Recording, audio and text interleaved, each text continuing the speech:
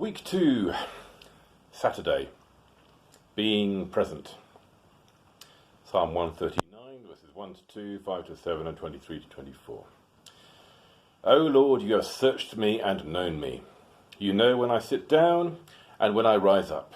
You discern my thoughts from afar. You hem me in, behind and before. Such knowledge is too wonderful for me. Where can I go from your spirit? Or where can I flee from your presence? Search me, O God, and know my heart, and lead me in the way everlasting.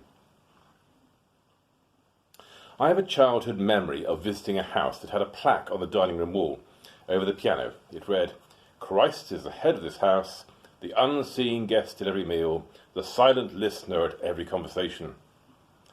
I'm sure it was an expression of sincere faith in that home, but I confess it made me anxious. I heard it as a warning. God was monitoring my every word and thought, and I was sure he would not like what he saw of me. With the best of intentions, there are ways of speaking of God's presence and knowledge that feel oppressive. They awaken the anxiety that God is surely judging rather than enjoying us. I used to play for a Christian football team that played together in the centre circle before the game started. So prayed together in the centre circle before the game started. I never said so, but I felt robbed of the unself-conscious pleasure of just playing football. I could never quite believe that God was being invited to be other than the divine referee. Add to that plaque, the judge of all bad language and foul play. This psalm is a challenge to me.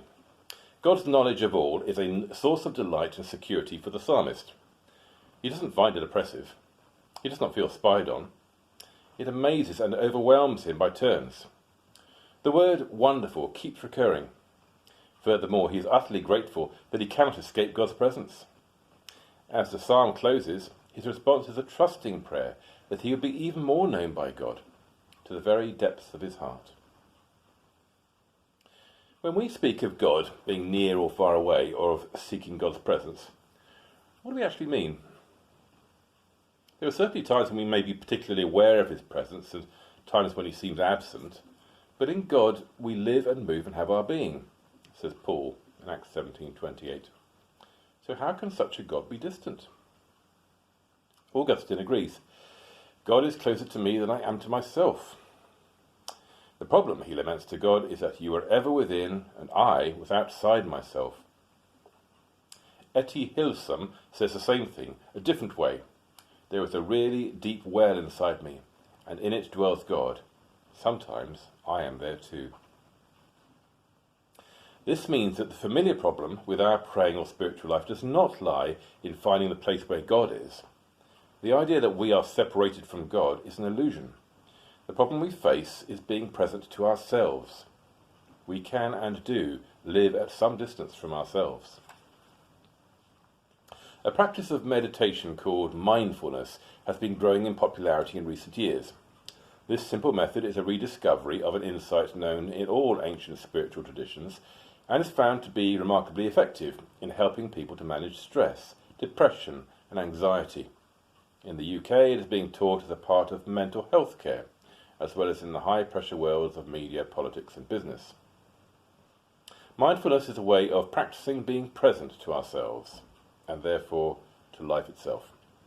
Once we do so, it becomes apparent how distant we have grown. As Robert Macfarlane writes, we experience as no historical period before disembodiment. We have in many ways forgotten what the world feels like. We have come increasingly to forget that our minds are shaped by the bodily experience of being in the world. Quite simply, the starting place is our own body.